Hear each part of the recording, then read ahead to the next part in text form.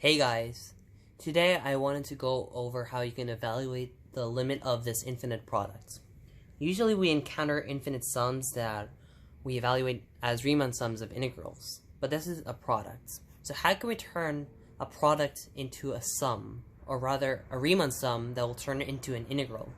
We can take the natural log of this and it'll become a sum. So let's set this expression equal to z and take the natural log of both sides.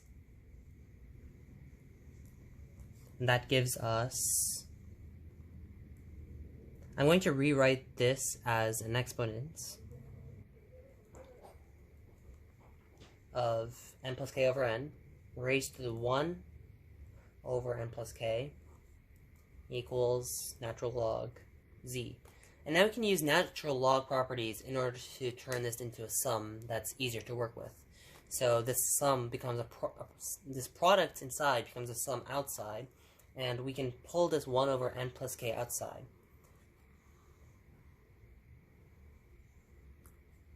So this becomes a limit as n goes to infinity of the sum from k equals 1 to n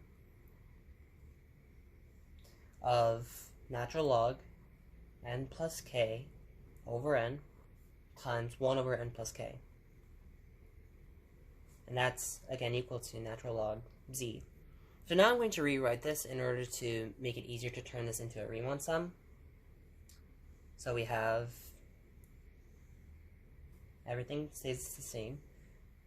Natural log 1 plus k over n. So I took the n and divide by n, that gives us 1.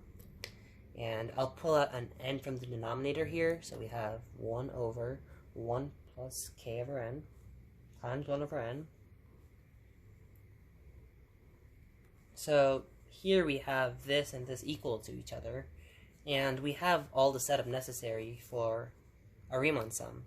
So let's let x equal 1 plus k over n. Then our dx, our step size, will be 1 over n. If we let k equal 1, then as n goes to infinity, we'll have 1 plus 1 over n go to 1. And for k equals n, 1 plus 1 n divided by n is 2. So this becomes, all of this becomes the integral from 1 to 2 of natural log x over x, or really times 1 over x, dx. And that's equal to natural log z. So this, we can again use an integral technique to solve. We can let u equal natural log x, and du will equal 1 over x dx. If x equals 1, then u will equal natural log of 1, which is 0.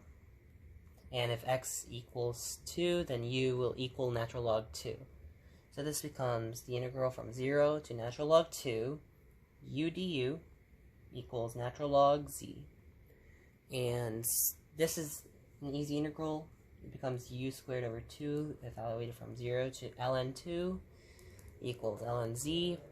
If we evaluate this at 0, it'll be 0. If we evaluate at ln of 2, we have ln squared 2 over 2 equals z. So our answer is z. Okay, this is ln z. So now if we raise both sides from e, we have z equals the ln squared 2 divided by 2. And that's our answer.